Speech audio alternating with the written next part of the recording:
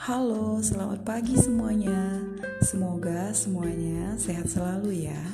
Jumpa lagi bersama saya, Ira Febrika Marliani, analis kebijakan di Instansi Dinas Kependudukan dan Pencatatan Sipil Kabupaten Tanah Tidung.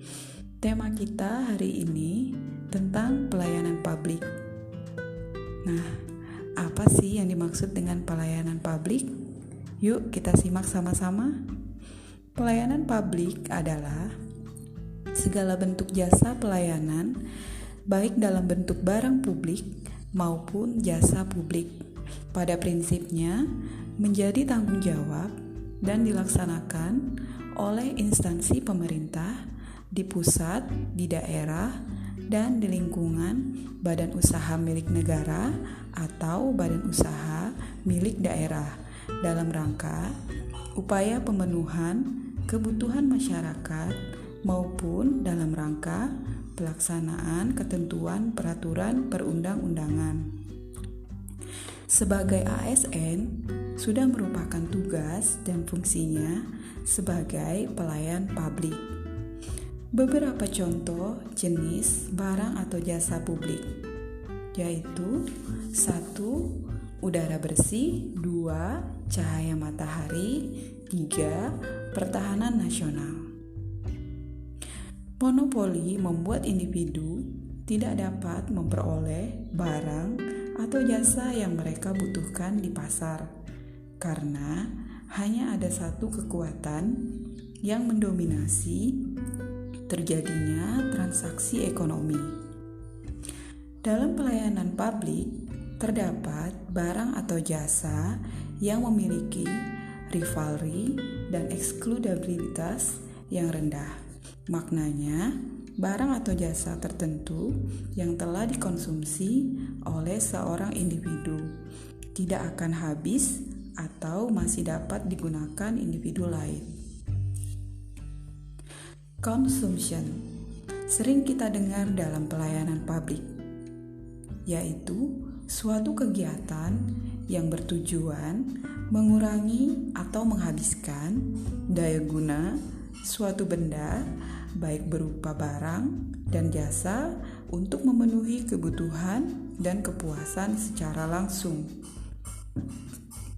Dalam perkembangannya, terjadi perubahan paradigma dalam pelayanan publik dari OPA menjadi NPM, kemudian menjadi New Public Service. Paradigma ini menekankan pentingnya keberadaan negara menyiapkan pelayanan bagi masyarakatnya. Ada perbedaan antara pelayanan publik dan pelayanan privat. Pelayanan publik lebih mementingkan kepentingan umum, sedangkan pelayanan privat lebih mementingkan kepentingan individu. Sebagai seorang ASN, saya berkontribusi dalam memperbaiki pelayanan publik dengan cara mengimplementasikan tugas dan fungsi saya sebagai pelayan publik dengan memberikan pelayanan terbaik kepada masyarakat. Ada perbedaan etiket dan etika dalam pelayanan publik. Etiket berkaitan dengan tata cara dari suatu perbuatan yang harus dilakukan manusia, sedangkan etika berkaitan dengan aturan mengenai sikap dan perilaku manusia dalam bermasyarakat. Dasar-dasar etiket dalam pemberian pelayanan publik, yaitu politeness, maksudnya sopan dalam berbicara. Yang kedua, respectful, yaitu menghormati, menghargai orang lain. Yang ketiga, attentive, sikap penuh perhatian. Yang keempat, kooperatif, sikap suka menolong orang lain. Yang kelima, tolerance, sikap tenggang rasa terhadap orang lain.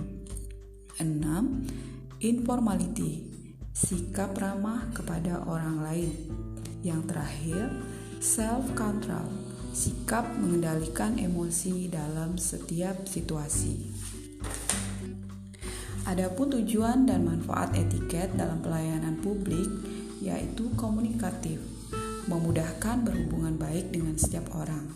Yang kedua, atraktif, mampu mencari bahan pembicaraan tanpa melukai perasaan pihak lain. Yang ketiga, respectable, lebih dulu menghargai orang lain.